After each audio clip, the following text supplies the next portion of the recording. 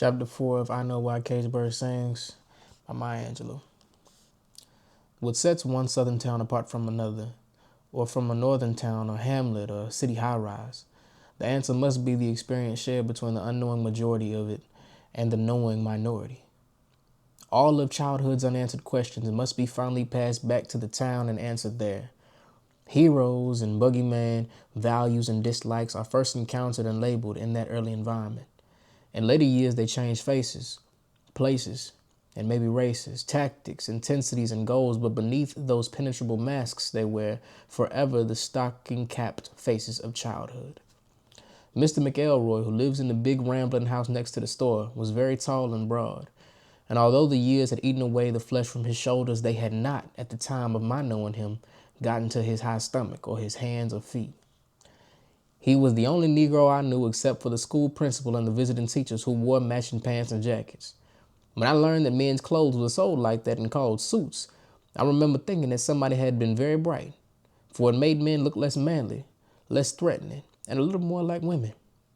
Mr. McElroy never laughed and seldom smiled, and to his credit was the fact that he liked to talk to Uncle Willie. He never went to church, which Bailey and I thought also proved he was a very courageous person. How great it would be to grow up like that, to be able to stare religion down, especially living next door to a woman like Mama. I watched him with the excitement of expecting him to do anything at any time. I never tired of this, or became disappointed or disenchanted with him. Although from the perch of age, I see him now as a very simple man, an uninteresting man who sold patent medicine and tonics to the less sophisticated people in towns surrounding the metropolis of stamps. There seemed to be an understanding between Mr. McElroy and grandmother. This was obvious to us because he never chased us off his land. In summer's late sunshine, I often sat under the chinaberry tree in his yard, surrounded by the bitter aroma of its fruit and lulled by the drone of flies that fed on the berries. He sat in a slotted swing on his porch, rocking in his brown three-piece, his wide Panama nodding in time with the whir of insects. One greeting a day was all that could be expected from Mr. McElroy. After his good morning, child, or good afternoon, child, he never said a word. Even if I met him again on the road in front of his house, or down by the well, or ran into him behind the house escaping in a game of hide and seek, he remained a mystery in my childhood. A man who owned his land in the big many-windowed house with a porch that clung to its sides all around the house. An independent black man. A near anachronism in stamps. Bailey was the greatest person in my world. And the fact that he was my brother, my only brother, and I had no sisters to share him with, was such good fortune that it made me want to live a Christian life just to show God that I was grateful. Where I was big, elbowy, and grating, he was small, graceful, and smooth. When I was described by our playmates as being shit color, he was lauded for his velvet black skin. His hair fell down in black curls and my head was covered with black steel wool. And yet he loved me. When our elders said unkind things about my features, my family was handsome to a point of pain for me. Bailey would wink at me from across the room, and I knew it was a matter of time before he would take revenge. He would allow the old ladies to finish wondering how on earth I came about. Then he would ask in a voice like coal and bacon grease, "Oh, Mrs. Coleman, how is your son?" I saw him the other day and he looked sick enough to die. Aghast, the ladies would ask, "Die? From what? He ain't sick." And in a voice oilier than the one before, he'd answer with a straight face, "From the uglies." I would hold my laugh, bite my tongue, grit my teeth, and very seriously erase even the touch of a smile from my face. Later, behind the house by the black walnut tree, we'd laugh and howl. Bailey could count on very few punishments for his consistently outrageous behavior, for he was the pride of the Henderson Johnson family. His movements, as he was later to describe those of an acquaintance, were activated by oiled precision.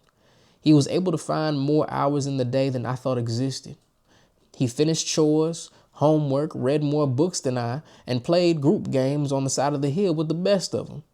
He could even pray out loud in church, and he was apt at stealing pickles from the barrel that sat under the fruit counter and Uncle Willie's nose. Once, when the store was full of lunchtime customers, he dipped the strainer which we also used to sift weevils from meal or flour into the barrel and fish for 2 fat pickles. He caught them and hooked the strainer onto the side of the barrel where they dripped until he was ready for them. When the last school bell rang, he picked the nearly dry pickles out of the strainer, jammed them into his pockets, and threw the strainer behind the oranges. We ran out the store. It was summer and his pants were short, so the pickle juice made clean streams down his ashy legs. And he jumped with his pockets full of loot and his eyes laughing. How about that? He smelled like a vinegar barrel or a sour angel. After our early chores were done, while Uncle Willie or Mama minded the store, we were free to play the children's games as long as we stayed within a yelling distance. Playing hide and seek, his voice was easily identified, singing, "Last night, night before, 24 robbers at my door. Who all is hid? Asked me to let them in, hit him in the head with a rolling pin. Who all is hid?" And follow the leader. Naturally, he was the one who created the most daring and interesting things to do. And when he was on the tail of the pop the whip, he would twirl off the end like a top, spinning and falling, laughing, finally stopping just before my heart beat its last. And then he was back in the game, still laughing. Of all the needs, there are none imaginary. A lonely child has.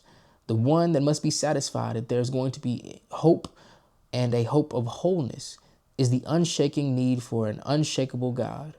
My pretty black brother was my kingdom come.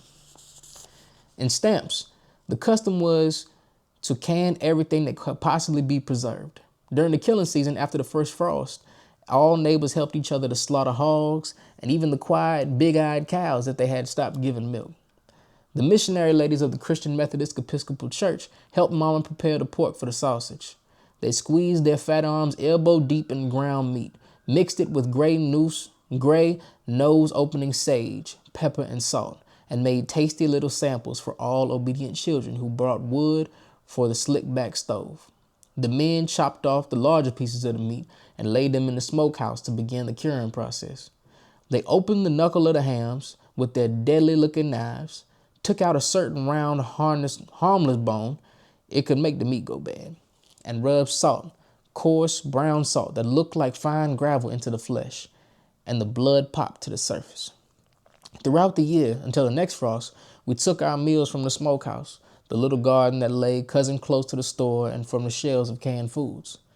There were choices on the shelves that could set a hungry child's mouth to watering. Green beans, snapped all the right length, collards, cabbage, juicy red tomato preserves that came into their own on steaming buttered biscuits, and sausage, beets, berries, and every fruit grown in Arkansas.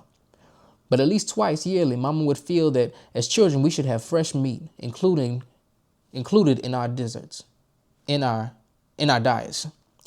We were then given money, pennies, nickels, and dimes, and trusted to Bailey and sent to town to buy liver. Since the whites had refrigerators, their butchers bought the meat from commercial slaughterhouses in Texarkana and sold it to the wealthy even in the peak of summer.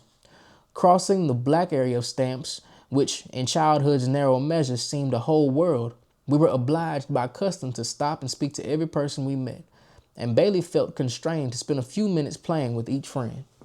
There was a joy in going to town with money in our pockets.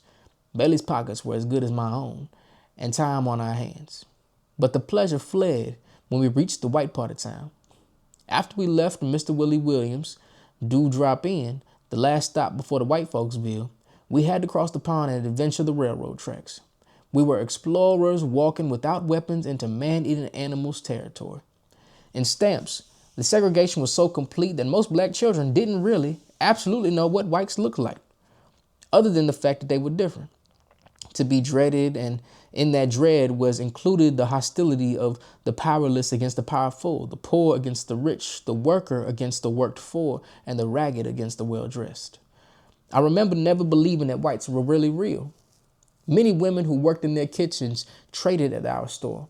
And when they carried their finished laundry back to town, they often set the big baskets down on our front porch to pull a singular piece from the starch collection and show either how graceful was their iron in hand or how rich and opulent was the property of their employers.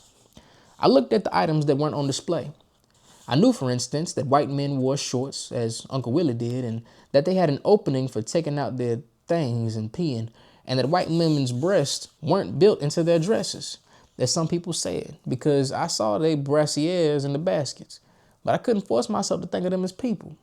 People were Miss LeGrand, Mrs. Hendricks, Mama, Reverend Sneed, Lily B, Lucy, and Rex.